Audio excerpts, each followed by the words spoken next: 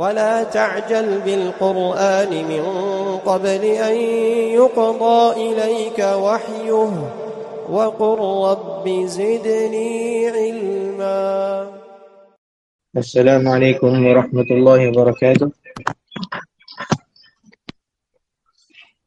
الحمد لله رب العالمين والصلاة والسلام على أشرف الأنبياء والمرسلين نبينا الكريم محمد وعلى آله وصحبه أجمعين ومن تبعهم بإحسان إلى يوم الدين. أما بعد فإن أصدق الحديث كتاب الله وخير الهدي هدي محمد صلى الله عليه وسلم وشر الأمور محدثاتها وكل محدثة بدعة وكل بدعة ضلالة وكل ضلالة في النار. أعاذني الله وإياكم من النار. ثم أيها الإخوة والأخوات الكرام, we begin by praising Allah subhanahu wa ta'ala, the Most High, so He Jalla wa ala deserve it. And then we send our salat and our salam upon the best of mankind, our Nabi, our Prophet Muhammad, and upon his families and his companions and those that are upon their way.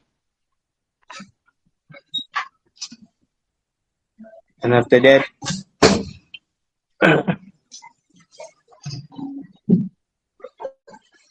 before we begin, we would like to apologize for the change of location because we do not know that there was going to be an event by the masjid.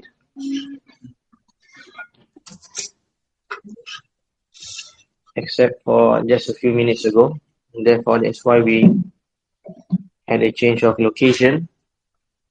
And after that, we continue on with our weekly sitting, with regards to the book Riyadus Salihin min Kalami Sayyidil Mursalin, the guidance of the pious from the statements of the most noble of the messengers, sallallahu alaihi wasallam, a book that is authored and compiled by Al-Hafiz An-Nawawi Yahya ibn Sharaf rahimahullah ta'ala rahmatan wasi'ah.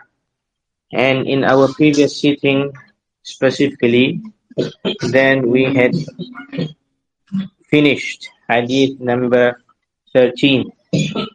We had finished hadith number 13 from this book, Kitabu Da'awat, as it is known, that we are currently going through the book of supplications, Kitabu Da'awat, from this blessed compilation of Al-Hafiz An-Nawawi.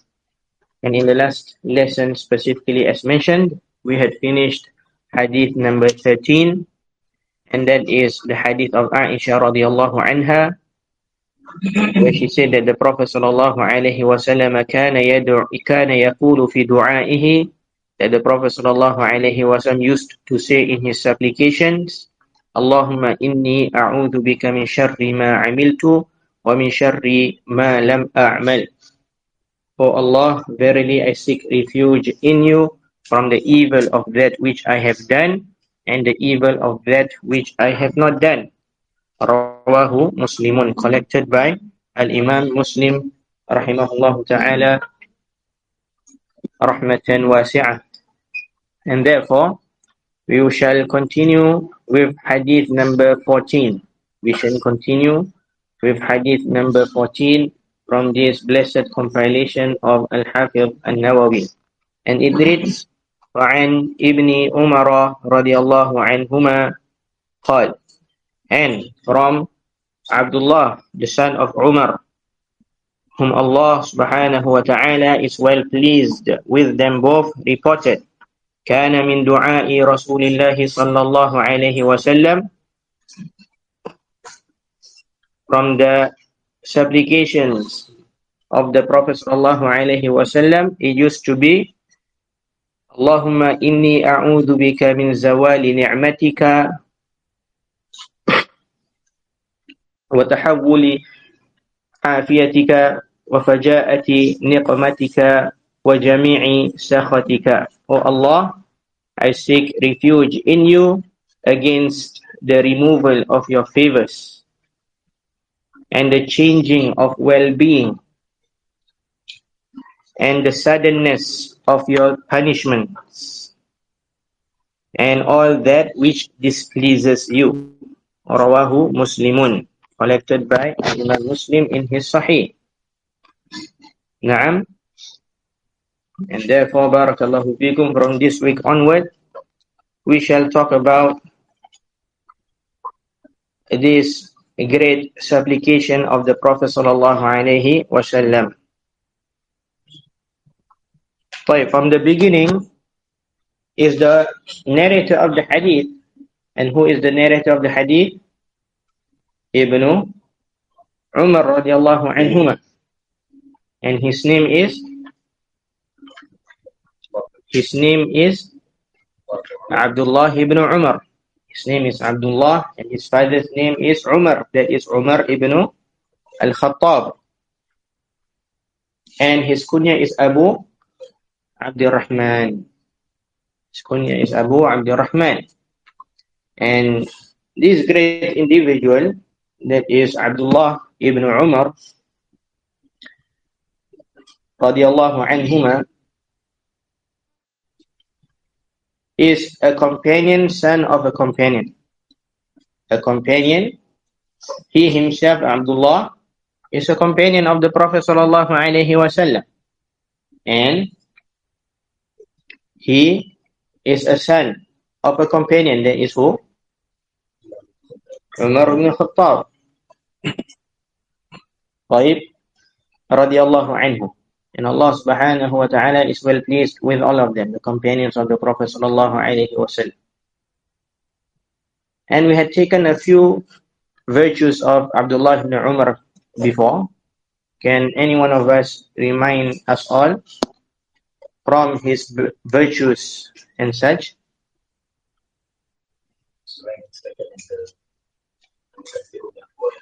He is second in the companions that narrated the most hadith to the Prophet sallallahu alaihi wasallam.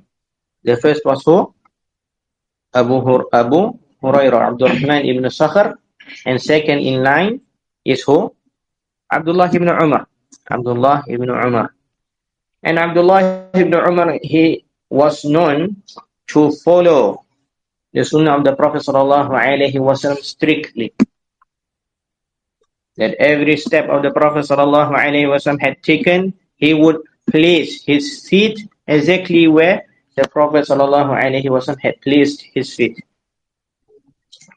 And other instances as well that shows his shiddatu at-ta'assi bin Nabi sallallahu alaihi wasallam. His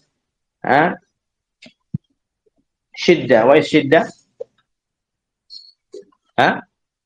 His seriousness and his strength in following the sunnah of the Prophet sallallahu alaihi wasallam. And it was never known that Abdullah ibn Umar, he would say to the Prophet sallallahu alaihi wasallam, is this a religious matter that I shall follow you in it? Or is this a worldly matter that I can leave off from you, O Prophet sallallahu alaihi wasallam? It was never known that he said such statement.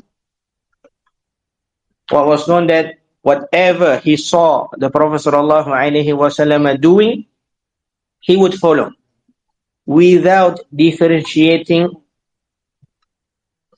whether is this a worldly matter or is this a religious matter. If it's a religious matter, we would follow, and if it is a worldly matter, then we would leave it off. Everything that he saw the Prophet sallallahu alaihi wasallam doing, or anything that he got to know of that the Prophet sallallahu alaihi wasallam was doing, then he would do it. That's how it was known that Abdullah ibn Umar, he said, "What hafidhtu min Rasulillah sallallahu alaihi wasallam 10 raka'at." I memorized from the Prophet sallallahu alaihi wasallam 10 raka'at. You all know this hadith? The nawafil, about the nawafil. 2 raka'at before Fajr, 2 raka'at before Dhuhr, 2 raka'at after Dhuhr, 2 raka'at after Maghrib, 2 raka'at after Isha. And my sister told me that Rasulullah sallallahu alaihi wasallam used to pray 2 light raka'at in his house before Fajr. Know this hadith? What can we derive from this hadith? The 8 raka'at, 2 before Dhuhr, 2 after Dhuhr, 2 before after Maghrib, and 2 after Isha, he saw Rasulullah sallallahu alaihi wasallam doing it. He saw Rasulullah sallallahu alaihi wasallam praying it. But did he suffice himself with that? Did Abdullah ibn Umar suffice himself with what he just saw the Prophet sallallahu alaihi wasallam doing? No, he did not suffice himself with that. Rather, he knew there was a time that the Prophet sallallahu alaihi wasallam would be in his house. And who would know of these affairs of the house? It would be the wives of the Prophet sallallahu alaihi wasallam. And so what did he do? He asked his sister, who from his sister is a wife of the Prophet sallallahu alaihi wasallam? Hafsa. Haddathatni Hafsa.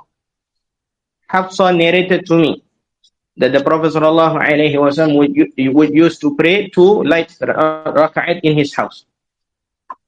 What does this show? His eagerness in knowing the affairs of the Prophet sallallahu alaihi wasallam. That he would ask around. And that is how we should be with the sunnah of the Prophet sallallahu alaihi wasallam. Anything that we do not know of, we ask. We ask those who know. We ask those who know about the sunnah of the Prophet sallallahu alaihi wasallam. We do not just suffice with what we come to know about. Rather, we ask, what about this ruling? What about that ruling? What did the Prophet sallallahu alaihi wasallam do in such instances? And not just wait for us to get to know about it. Now, so this was the affairs of Abdullah ibn Umar. And Abdullah ibn Umar, to show his status in the religion of Allah subhanahu wa ta'ala, it was known that the companions used to say to Umar, make him the what? Make him the Khalifa after you. They would suggest who? Abdullah ibn Umar. Some of the companions would suggest that Abdullah ibn Umar be the next Khalifa after the second Khalifa, that is Umar radiallahu anhu, that is his who? His father. And Umar said, La wallah, he will never be Abdullah ibn Umar. Due to the farasa of Umar and so on. Right? So this was his status amongst the companions of the Prophet sallallahu alaihi wasallam, that they would suggest him to be the next Khalifa. And we all know the Khalifa is what? The best of the Muslims at that time. When it was the time of Abu Bakr, he was the best of the Muslims. And then Umar, he was the best of the Muslims. And then Uthman, and then Ali, they were all the best of the Muslims at their point of time, when they were in their Khilafah. And so look at the status of Abdullah ibn Umar between the Sahaba themselves, that they would suggest him to be the next Khalifa of Islam. And Abdullah ibn Umar radiallahu anhu, or radiallahu anhuma, is known to be from the four what? Abadilah. There were 4 Abadilah, 4 servants of Allah subhanahu wa ta'ala that were grouped together, and they were known to be from the what? Al-Abadilah. Al-Abadilah al-Arba'. The 4 Abadilah, the 4 Abdullahs. And these 4 Abdullahs, they share the characteristic of being what? Young, number 1. And they share the same name. They share the same characteristic of being young. All of them were young. And all of them were what? Were named Abdullah. And all of them were known for their keenness in following the Prophet sallallahu alaihi wasallam sunnah and their religious knowledge. They were known for all of this. And Abdullah ibn Umar is one of them. From them as well is who? Abdullah ibn al-Abbas. Abdullah ibn Abbas, he was young as well. He was young as well. During the time of Umar radiallahu anhu, where the shuyukh of the Muhajirun and the Ansar, the elders, the seniors of of the Sahaba would gather and discuss among themselves affairs of the Muslims and such, Umar radiallahu anhu used to bring who? Abdullah ibn Abbas to this type of meeting when he was still young. He was still young. Due to his status with the Prophet sallallahu alaihi wasallam and the knowledge of his that he has about the matters of the region of Allah subhanahu wa ta'ala. Number 3 is who? Abdullah ibn Az-Zubair. Abdullah ibn Zubair. And Abdullah ibn Zubair was who? What nephew is it? Nephew or niece? Nephew of Aisha radiallahu anha. The son of Hafsa and Zubair. The son of Asma. The son of Asma and Zubair. Asma was the sister of who? Aisha radiallahu anha. And lastly is who? Abdullah ibn Amr ibn al-As. Abdullah ibn Amr ibn al-As. And Abdullah ibn Mas'ud is not from the four Abadilah. There was a mistake. I believe some of the brothers had shown me a clip of one of the du'at where he mentioned Abdullah ibn Mas'ud to be the four Abadilah. But he was not Abdullah ibn Mas'ud, because Abdullah ibn Mas'ud, he was from the senior of the Sahaba. Abdullah ibn Mas'ud, he was from the senior of the Sahaba. And as mentioned, the four Abadilah, the four Abdullahs during the time of the Prophet sallallahu alaihi wasallam, they were what? They were all young. Abdullah ibn Mas'ud, in which year did he die?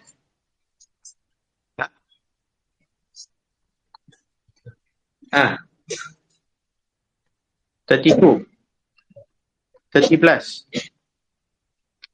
And wrong 32. You can all go back and revise. If I'm not wrong, he was 30 plus. 32, correct? 32, 32. So he was considered a senior. He was considered a senior. As for these four Abadilah, then they all died later. They were young. They were young, known as what? The Shabab of the Sahaba. Or the Sigar as-Sahaba. The Sigar as-Sahaba. So this is a bit or two about the narrator of the hadith is Abdullah ibn Umar radiyallahu anhu. And he said, Kana min du'a'i Rasulillah sallallahu alayhi wa sallam. From the supplications of the Prophet sallallahu alayhi wa sallam used to be this supplication that I'm going to narrate to you now. From the supplications of the Prophet sallallahu alayhi wa sallam is this supplication that I'm going to narrate to you now. And what does this show? The word or the verb that is used is kana, used to. In English, used to. And kana in the Arabic language, it befits what? Al-istimrar, continuity. Istimrar. Meaning that the Prophet ﷺ would regularly make this dua. He was from the regular dua of the Prophet ﷺ. It was not only made once, it was not only made twice, and it was in a regular pattern, continuous manner. And remember, Abdullah ibn Umar is one of the Sahabi, one of the companions that what? Really has what? Shidda in following the sunnah of the Prophet sallallahu alaihi wasallam. So he would look out for anything that is attributed to the Prophet sallallahu alaihi wasallam. And he said, Kana Rasulullah sallallahu alaihi wasallam used to. Rasulullah sallallahu alaihi wasallam used to make this dua. So him having the characteristic of having the eagerness in following the Prophet's sunnah, he said what? Rasulullah ﷺ regularly would make this dua. So it was really regular. It was really regular because Abdullah ibn Umar was known to find out what the Prophet ﷺ used to do. And he said that Rasulullah ﷺ would regularly make this dua in a continuous manner. And so this shows the status of this dua. The status of this dua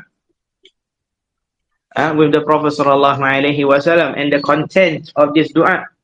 And the content of this dua.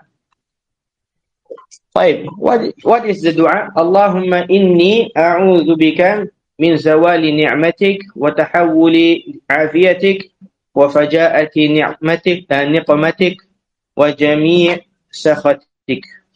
Oh Allah, he began with Allahumma, oh Allah. And again, we had mentioned many times before, Allahumma is the same as saying what? Ya Allah. And it is a supplication where it uses the beautiful name of Allah subhanahu wa ta'ala, that is Allah. This dua, or this way saying Allahumma, is that you are supplicating to Allah subhanahu wa ta'ala, invoking Allah subhanahu wa ta'ala by using Allah's name, that is Allah. Allah subhanahu wa ta'ala says in Surah Al-A'raf, وَلِلَّهِ الْأَسْمَاءُ الْحُسْنَى فَادْعُوهُ بِهَا. And to Allah belongs the beautiful name, so invoke Allah using them, using the beautiful names. So it is upon us to act out this commandment of Allah subhanahu wa ta'ala, to supplicate to Him using His beautiful names. And from the most beautiful name of Allah subhanahu wa ta'ala, out of all His beautiful names, those that we have knowledge of and those that we do not, is the name Allah. Is the name Allah. And a lot of ulama says that Allah is the mightiest name of Allah, that if a person were to supplicate with it, Allah would answer. Many are upon this opinion that Ismullah al-A'zam, the greatest and the mightiest name of Allah, that if one were to supplicate to Allah using it, Allah will answer, is the name Allah itself. Is the name Allah itself. Naam. Yes, to Allah belongs beautiful name. Ar-Rahman, Ar-Rahim, Al-Karim, Al-Malik. Naam. And those that we do not know. Those that He has sent down in the Kitab, or those that He had taught the Prophet sallallahu alaihi wasallam, or any of His messengers. Out of all of these beautiful names, Allah is the mightiest. Allah is the most mightiest of His name and the most beautiful of His name. And what does it mean? Have it with you. Memorize this. What does Allah mean? We always say Allah, Allah, Allah. Correct? Every day in our life, there is not one day or 1 hour that passes by except that Allah will be mentioned upon our tongue. And how can it be that a Muslim does not know what he is saying? And what does the terms that he is using points to? So Allah, what does it mean? Memorize this. Ibn Abbas radiallahu anhu, as mentioned in Tafsir al-Tabari, he said Allah what? Dhul uluhiyyati wal ubudiyyati ala khalqihi ajma'in. Allah, Dhul uluhiyyah wal ubudiyyah. Allah possesses the rights. Allah means the one that possesses the rights to be worshipped. To be worshipped. Ala khalqihi ajma'in. By all of His creations. Allah is the one that possesses the rights to be worshipped by all of His creations. This is the name Allah, and this is what it entails. This is what it means when you say Allah. When you call out to Allah, Allahumma, O Allah, you are saying, O one who possesses the rights to be worshipped by all of the creations, I am asking you so and so and so and so. Look at how you are relating to your Lord. That you call Him out with a name that shows that He is the only one that possesses the right to be worshipped. So this is a magnificent name of Allah, a beautiful name of Allah, if not the most magnificent, the most mightiest, the most beautiful name of Allah subhanahu wa ta'ala. Inni a'udhu bika, I seek refuge in you. And seeking refuge, as mentioned, is a worship. Allah subhanahu wa ta'ala had commanded that we seek refuge in none but Him, Jalla wa ala, in the things that are specifically for him. Allah subhanahu wa ta'ala says in the Quran, فَاسْتَعِذْ بِاللَّهِ. So seek refuge in Allah. So seek refuge in Allah. So Allah subhanahu wa ta'ala commanded us with it. And since Allah subhanahu wa ta'ala commanded us with this action, with this worship, it means that it is a worship, and Allah subhanahu wa ta'ala is pleased with it, and Allah subhanahu wa ta'ala loves it. Allah subhanahu wa ta'ala will reward those who came with it. Allah subhanahu wa ta'ala will punish those who turns away from it. Since it is a worship to Allah subhanahu wa ta'ala. A'udhu bika, seeking refuge, seeking protection. What are you seeking protection from Allah subhanahu wa ta'ala? What are you seeking protection from in Allah subhanahu wa ta'ala? The first that is mentioned in this hadith is zawal ni'matik, against the removal of your favors. Zawal ni'matik. When we say zawal ni'matik, the removal of your favors, what does this entail? It entails what? That the favors had already what? It already what? Exist. It already came to you. You had already felt the blessing. You have already benefit from the blessing. But then it was taken away, removed. This is the meaning of zawal ni'matik. We cannot say that the blessing will be removed and it had not came yet. It is not linguistically correct to say it is what? Removed. For you to say something is being removed, it must be present. It must be there in the first place. And then it was taken away, it was removed. Correct? So this is what it means. That Allah subhanahu wa ta'ala had already blessed you, showered upon you His blessings and His favors with certain matters. And you are asking and seeking protection from Allah subhanahu wa ta'ala to protect you from having these blessings that was showered upon you to be taken away from you. To be taken away from you. This is what it means generally. And as Shaykh Muhammad ibn Salih al-Uthaymin, rahimahullah, he said in his commentary of Bulughul Maram, an-ni'matain. Meaning both types of favors, both types of blessings. It is general. يشمل نعمة الدين ونعمة الدنيا. It is general. It comprises of the favors of the religion and the favors of the wali life. Intaha kalamuhu rahimahullah. And of Shaykh al-Uthaymin's words. So Shaykh al-Uthaymin rahimahullah, he is saying that when you are seeking refuge in Allah against the removal of the favors, these favors are both types of favors. Whether is it the worldly life favors, such as wealth, your health, and such, and the favors of the religion. The favors of religion. To be upon istiqamah, to be upon steadfastness, to be reciting the Quran, to be upon the salat, to be upon talabul ilmi, seeking of knowledge. And you are asking Allah subhanahu wa ta'ala to not remove any of that from you.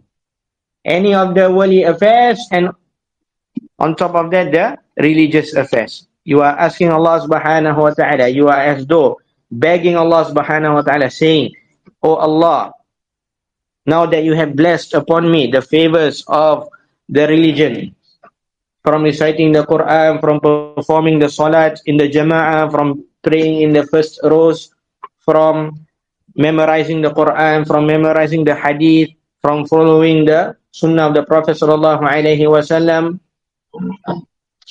from seeking knowledge. Likewise, the wali matches from my healthy body, from my sight, from my hearing, from my legs, that I'm walking, from my hands, that I'm still able to touch things, that I'm still able to move. All of this blessing, oh Allah, that you have blessed upon me, do not remove them away from me. keep them with me. This is what it entails. When you say, Allahumma inni a'udhu bika min zawali ni'matik. Look at how comprehensive of a statement this is. It comprises of all of that. It comprises of all of that. And a person, barakallahu fikum, he should not feel safe for himself.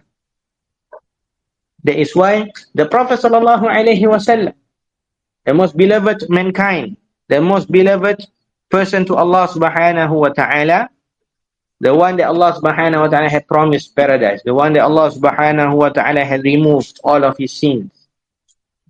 Naam, what did he say? Don't remove these favors away from you. And he is the most attaqan-nas, the most pious of a person. Yet he says what? Do not remove these favors from me.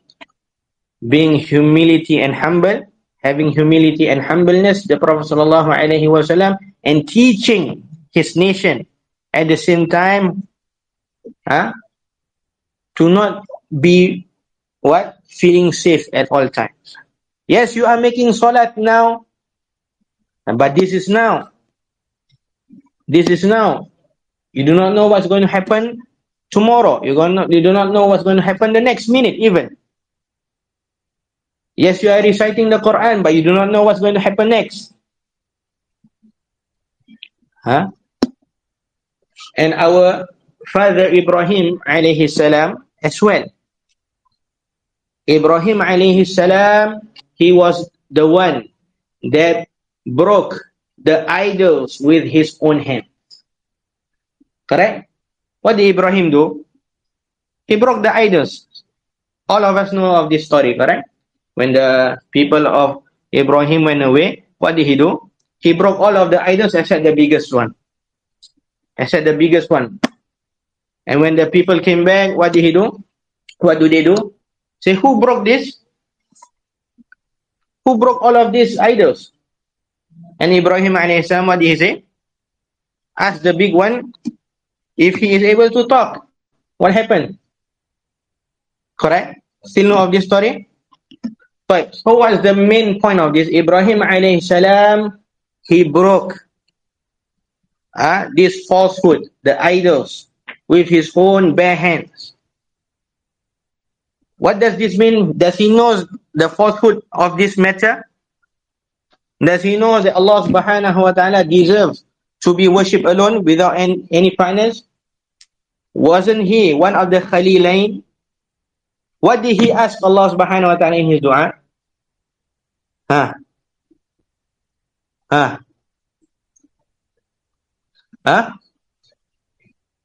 than that, what did he say?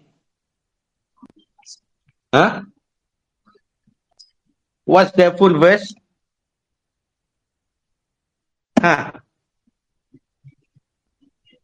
Anyone knows?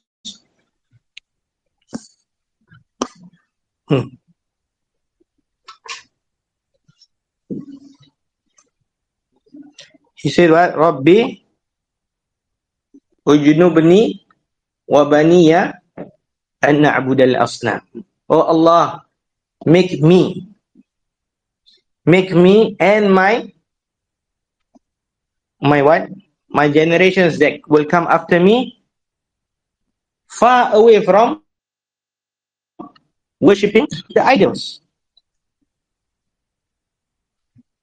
Look at how Ibrahim alayhi salam, he humbled himself in front of his Lord. He did not say what?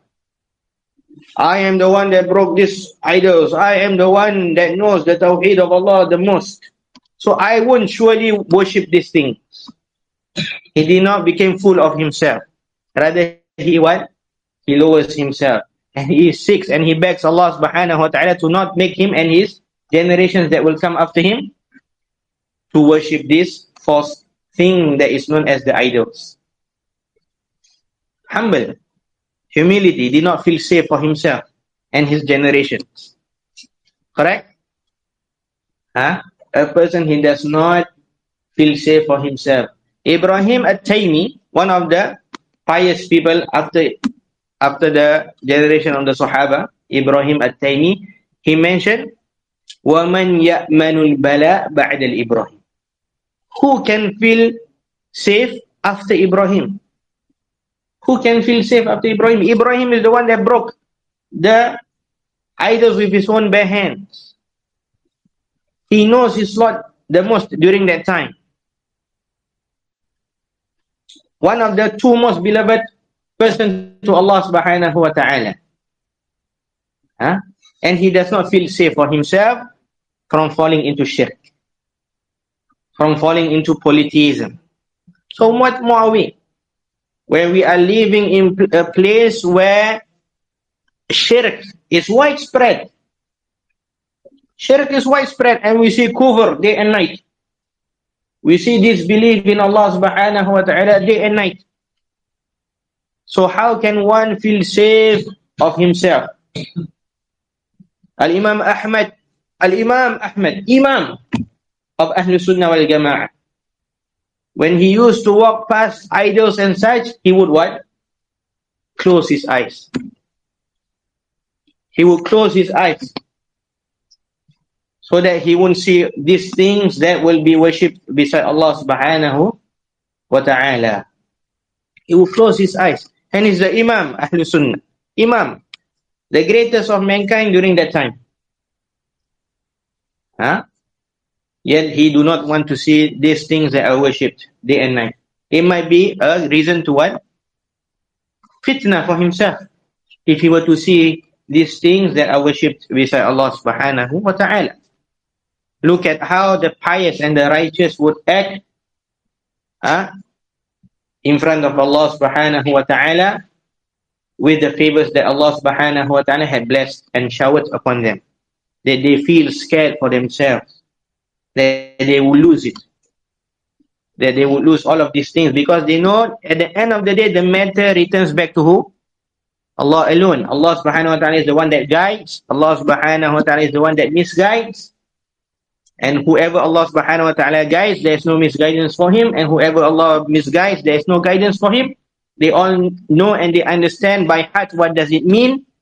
So they do not depend on themselves. No matter how knowledgeable they are, no matter how pious they are at that point of time, they do not feel safe. And they do not what? Think that they would surely die upon guidance and such. So this is the meaning of Allahumma inni a'udhu bika min zawal ni'matik. Oh Allah, I seek refuge in you from the removal of what? Of the blessings, of the favors that you have showered. Okay? Right. What time is Isha? 4? 8:04? 5 is already 8:01. And the other parts of the hadith will take some time for explanation as well. So we will stop here for tonight in the explanation of the hadith, and we shall continue in the next lesson, inshallah tabaraka wa ta'ala. So does everyone understand what is the meaning of I seek refuge in you, O Allah, from against the removal of your favors? Shaykh Al-Uthaymin rahimahullah, he said what? It means what? It comprises of both dunya favors and the religious favors. Okay? We will pause it for a while and wait for the adhan, and we shall continue after that, inshallah ta'ala.